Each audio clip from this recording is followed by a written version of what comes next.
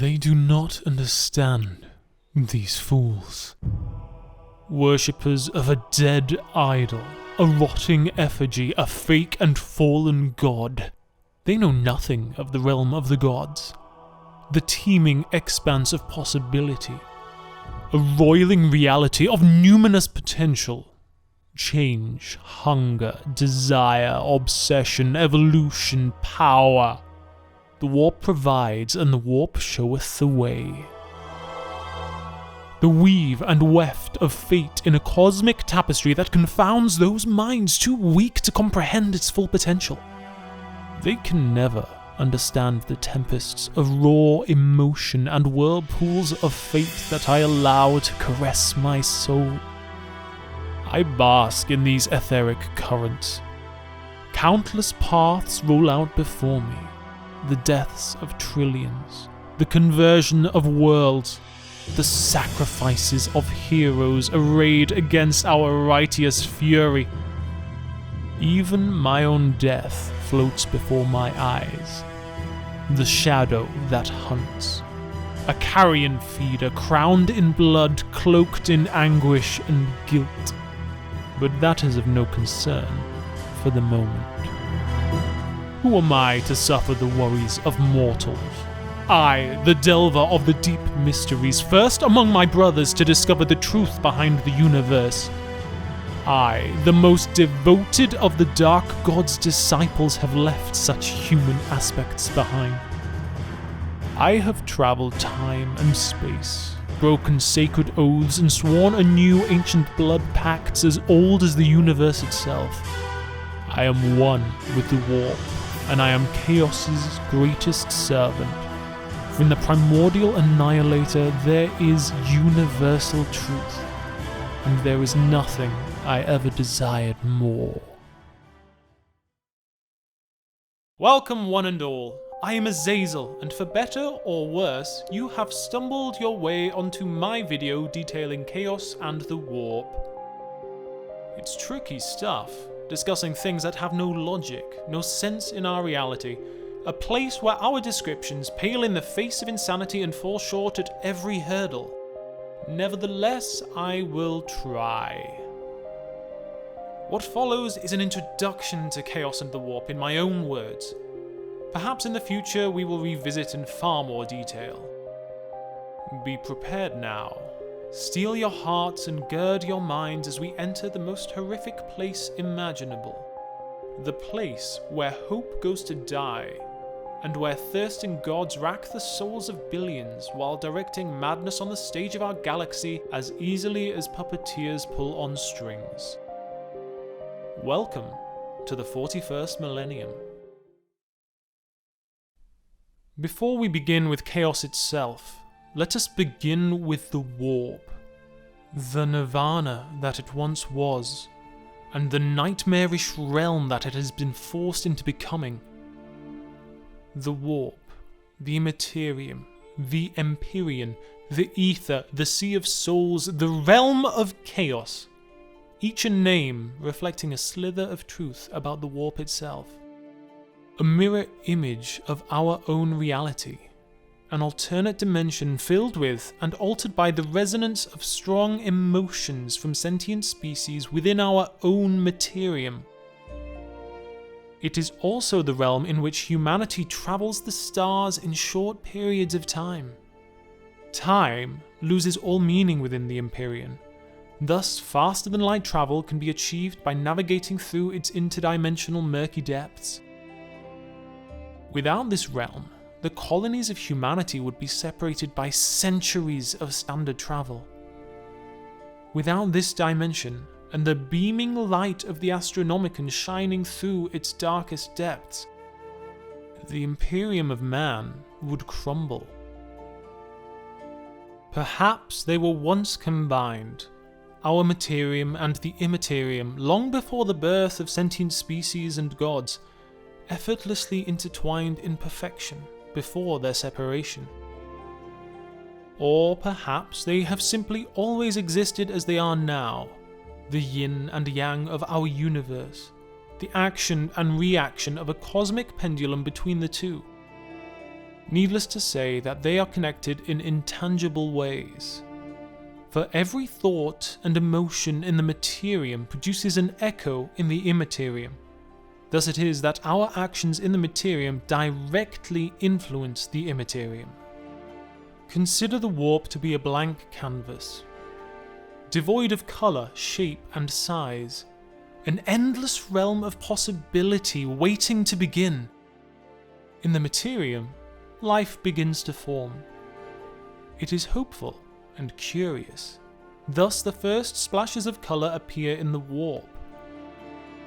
So it was when the first intelligent life developed within our Immaterium. The old ones, masters of both the Immaterium and Immaterium, flourished.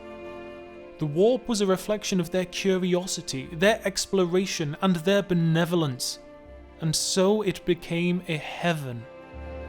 For the old ones developed and harnessed their psychic powers. The ability to draw on and direct the Immaterium into the Immaterium.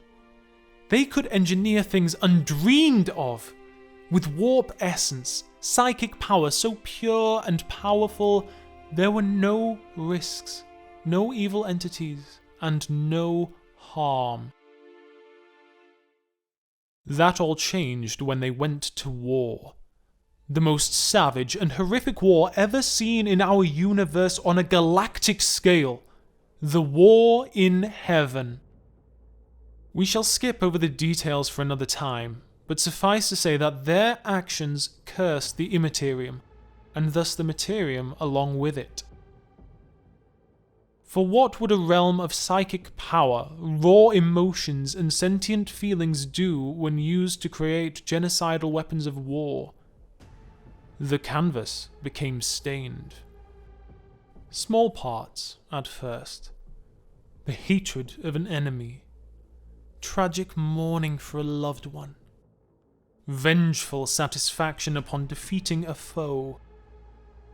These colours seeped into the beautiful tapestry of the warp. Echoes of red and black. Blood and death. Anger and sorrow. There is more to tell about the war in heaven, but we shall return to that on a later date. Beyond the time of the war in heaven, the same principles applied for millions of years. Sentient species rose up, fought battles, murdered friends, plotted for power, and indulged in sadistic urges. Each and every action, thought, and emotion poured stains into the Immaterium, an alternate dimension never designed to experience this. Trillions of wisps of colour teeming about, growing with power from each action. They coalesced. Splashes of red grouped together, blues sought each other out, greens lashed out until they found their kindred colours. Until these poisoned colours became chaos.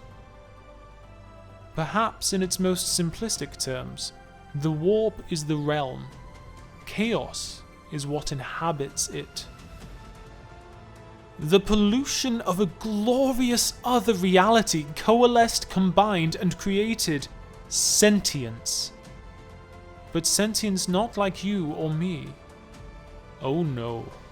This sentience is malicious, cunning, and cruel beyond all measure.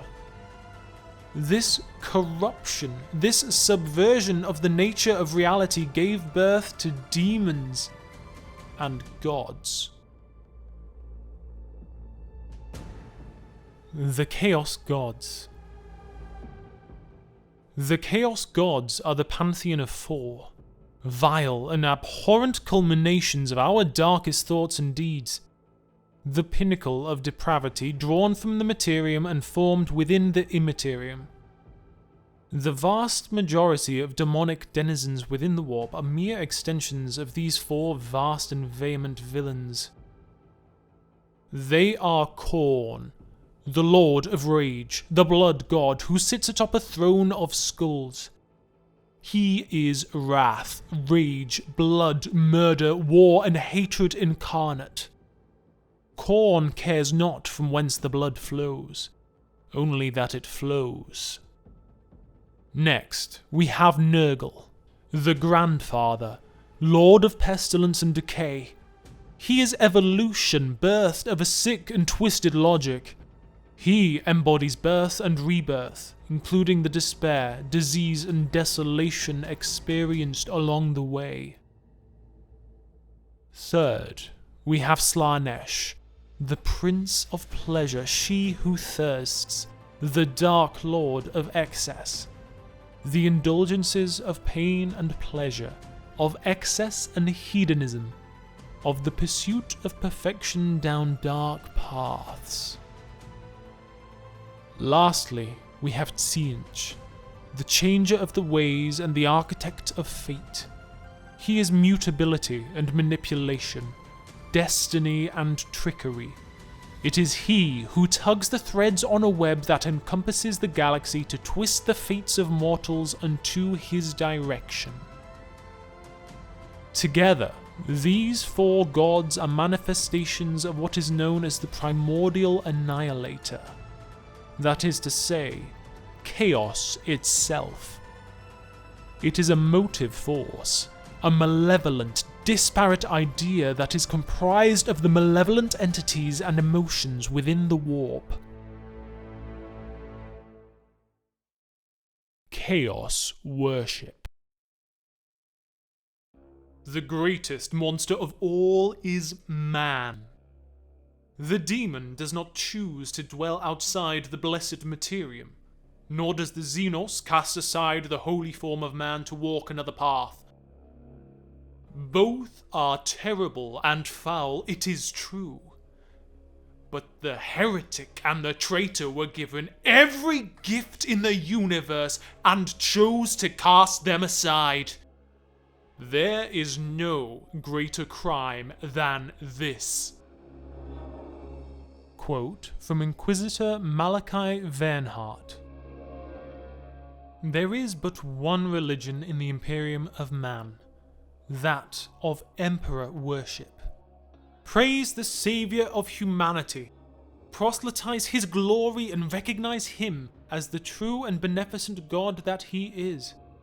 To sing his praises while the ecclesiarchy, his divine church, promulgate his will and shower blessings on the population of his empire. But there are those who worship a darker pantheon. Heretics! Those fallen from his light are not only traitors to him, our true God, and the one to whom allegiance is owed, but also to our entire race. But why did these reprehensible individuals turn to chaos? Power, lust, hatred, human vices and evils, and sometimes simply because they believe in the divine power of these monstrous otherworldly beings. They give their lives, their souls, and the souls of others over to demons from the Immaterium for zealotry, for glory, or for hatred of their fellow man. To plot an enemy's downfall, one may turn to Tzeentch. To survive the ravages of plagues, they may turn to Nurgle. To strike down a bloody and threatening foe, they may turn to Khorne. And let us not imagine what one desires when they turn to Slaanesh. Once a chaos worshipper, a true worshipper, has begun their nefarious works, chaos cults can even spring up from the most righteous of causes. These can range from insurrections against corrupt planetary governors, an understandable banner for many to flock to, or even cults that proclaim to worship the Emperor, albeit in twisted ways that actually serve as a conduit to those nightmarish horrors of the warp.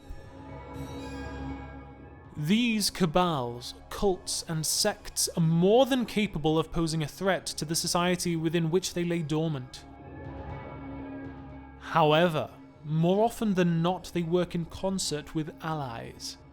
They will summon demons from the warp to sow chaos and to strike fear in the hearts of the defenders. Or they await the arrival of a Chaos Space Marine warband as the defenders of the Imperium struggle to face enemies both without and within. Whether sworn to a single god, demon, concept, or even to the entire dark pantheon known as Chaos Undivided, traitor cults are a dark and dangerous enemy, and one to be underestimated at the Imperium's own peril. The Traitor Legions. To create a living weapon, heroic warriors powered by the pinnacle of technology, trained without pause to slay your enemies, to show no mercy, and to endure unimaginable horror and pain is no mean feat. To continue on this path and create thousands upon thousands of living weapons, each one a force to be reckoned with, an army of angels of death designed to face down and destroy the dark races that infest the galaxy and free humanity from unimaginable threats. The problem with living weapons, of course, is their freedom. How many horrors must one face before it turns on its wielder?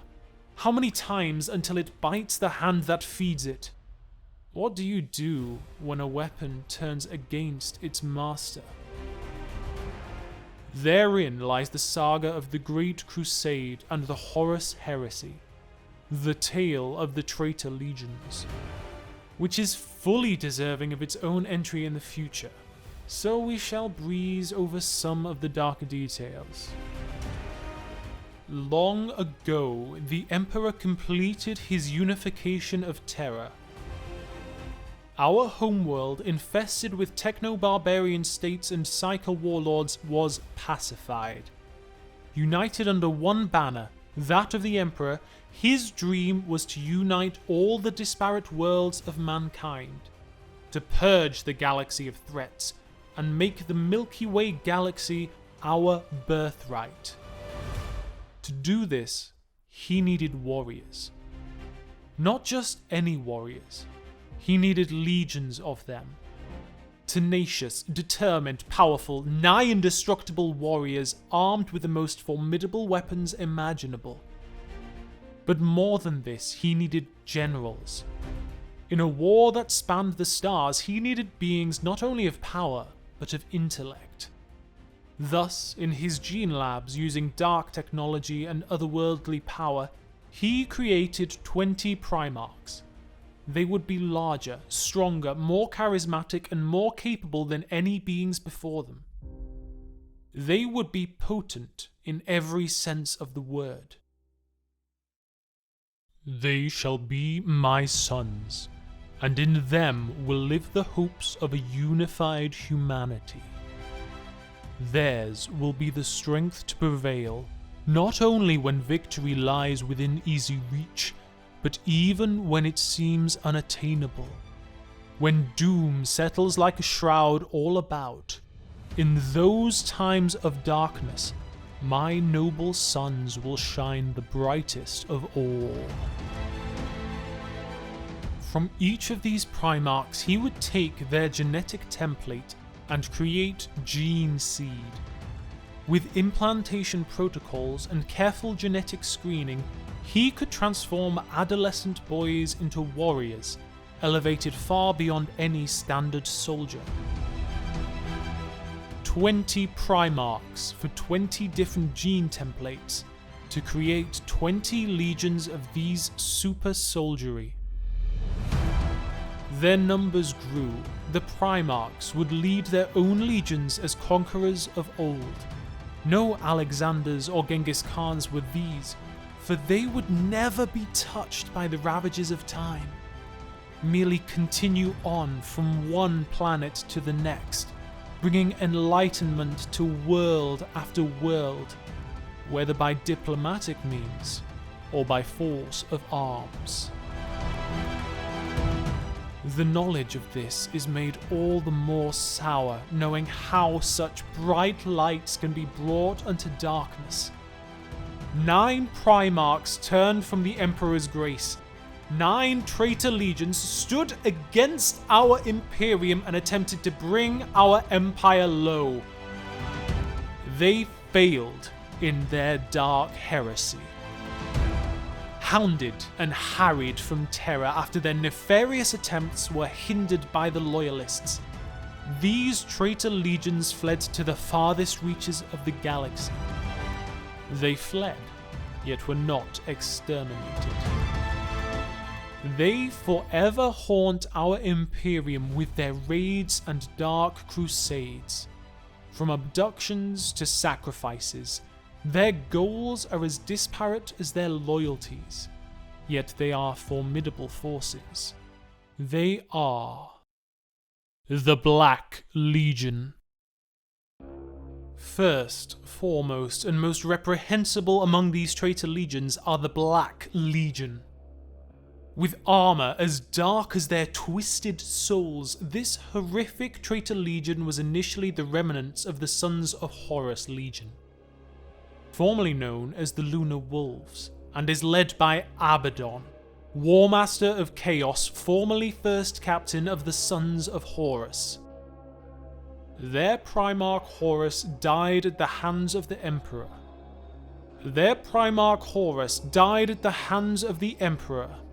Yet not before laying him low and consigning our God Emperor to 10,000 years of agony upon the Golden Throne.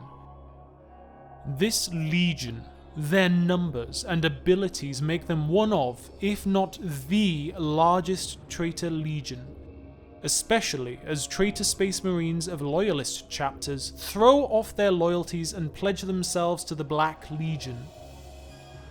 This adoption of heretic Space Marines from other bloodlines ensures that the Black Legion, despite being a mix of loyalties, remains strong in number. Iron Warriors. Formerly the 4th Legion of the Legiones Astartes, the Iron Warriors are a paradox of sorts. Wholehearted traitors, yes. The legion led by Perturabo joined the traitors' wings under Horus and served as the mastermind behind the assault on Terra. For 10,000 years, the Legion and its Primarch have been based on the demon world of Medrengard and sally forth to raid the Imperium for sacrifices, resources, and technology. Yet they despise the ruinous powers. Mutations, traditionally considered gifts from the Dark Pantheon by other heretics, are cut off and replaced with cybernetics. They trust in technology and seek to control the warp, rather than be controlled by it. Odd circumstances, considering that their Primarch is believed to have ascended to become a demon Primarch. But more on that later. The Emperor's Children. Alone among the legions, they were honoured to receive the very name and icon of the Emperor within their own name and on their livery. Accolades, plaudits, and glories were garnered under the leadership of Fulgrim, their Primarch. Their martial strategies were peerless perfection, as they sought ever more methods to perfect their minds, bodies, and military doctrine. So focused they were on achieving the next stage of their advancement that they slipped into excess and decadence. Now they are sworn to Slaanesh and scattered in warbands throughout the galaxy. Their goal? To experience sensation in all its forms. Their sick and twisted acts of hedonism spread terror wherever they touch. The Alpha Legion. The Alpha Legion were the 12th Legion of Legiones Prima Astartes, Hydra Dominatus. I am Alpharius.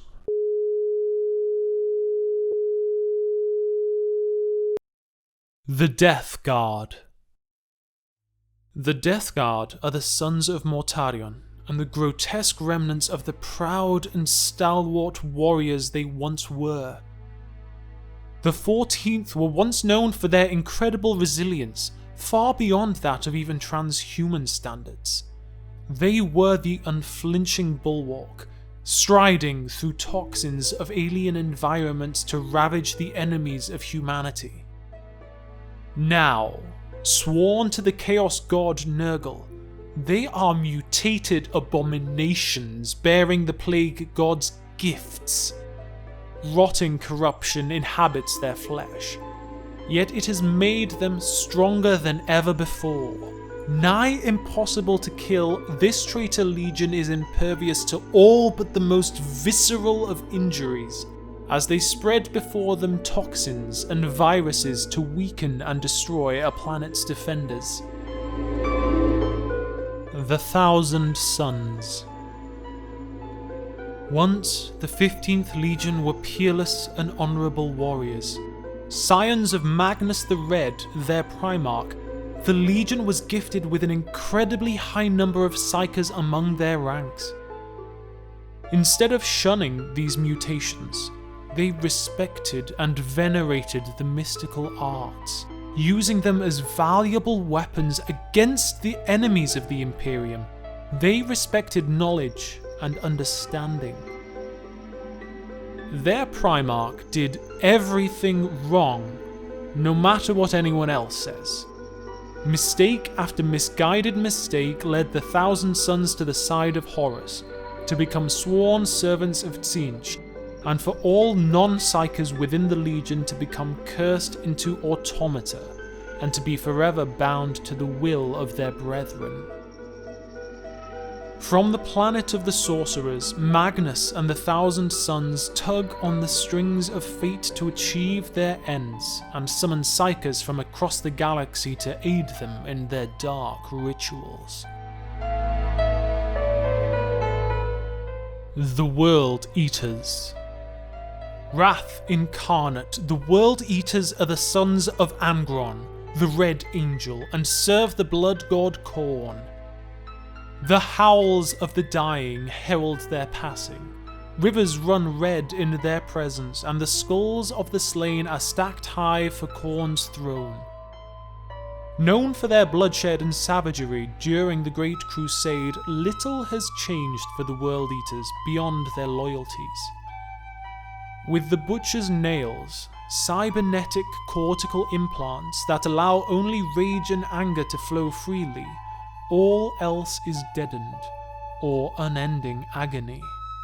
The disparate warbands of the World Eaters begin to unite behind their demon Primarch, as one by one they cleft beings in twain and water the ground with their blood as sacrifices to Khorne. The Night Lords. They are fear incarnate. To face the foe in honest and honourable battle was never the way of this legion. Even while serving the Emperor's will, the Night Lords, under the guidance of their Primarch Conrad Kurz, the Night Haunter, specialised in breaking the spirits of enemies with their twisted and terrifying tactics. Mutilations and murder are their specialty. Corpses strung up, their murals on which to paint. The screams of the damned are their signature. They appear from the night to ensnare, trap, murder, and then retreat from the field to break morale piece by bloody piece. After the death of their Primarch, this legion broke apart to spread terror in civilian populations across the galaxy in disparate warbands. And finally, we have the Word Bearers. In this humble commentator's opinion, the Word Bearers are the worst of all Traitor Legions. Not only are they just as deadly a foe as any other of the Traitor Legions, but they are zealots, and in their zeal lies power and determination above all others. Once, the most loyal of all the legions, the 17th Legion under the command of their Primarch Lorgar Aurelian, the Urizen, were the first to venerate the Emperor as a god, in direct contrast with his imperial truth which dictated that there were no gods. This legion acted not only as conquerors, but as warrior priests. They converted billions at the point of their swords and the words of their chaplains. Admonished and humbled by the Emperor for their efforts, it was then that they discovered the Dark Pantheon, the primordial annihilator. Their inexhaustible zeal and faith found a new focus with the Dark Gods and bound them into chaos worship. Currently, the Legion is based on Sikaris, from which their zealous teachings reach out to found new chaos cults on human worlds, and their armies sally forth to bring blood and death to the Imperium. The Emperor has denied all claims to godhood. But there are other gods. Older gods. Gods who will hear our pleas and reward our service with more than empty promises and false dreams. In their name we will have our revenge, and the Emperor will regret that he spurned our loyalty in the ashes of Monarchia. Chaos in the galaxy.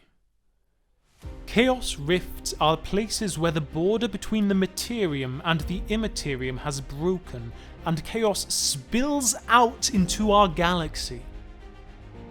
These can be temporary, the result of a chaos summoning ritual, and others can be more permanent, a direct result of the will of the Dark Gods and their servants. Such notable examples include the Maelstrom, the Eye of Terror, the Hades Anomaly, and many more, and yet recently in Warhammer 40k, these have been outshone by something far more terrible. The Cicatrix Maledictum. The Great Rift has torn our galaxy in two. It took Abaddon the Despoiler 10,000 years to achieve his goals. 10,000 years of bloodshed and death, of dark crusade after dark crusade against the Imperium of Man. Following his 13th attempt and the fall of Cadia, he succeeded in ripping apart the barriers between worlds and opened up a warp rift across the center of our galaxy. Worlds drown in fire, choked in blood, populations slaughtered by cavorting demons and bloodthirsty traitors. Even the Astronomicon fell dark.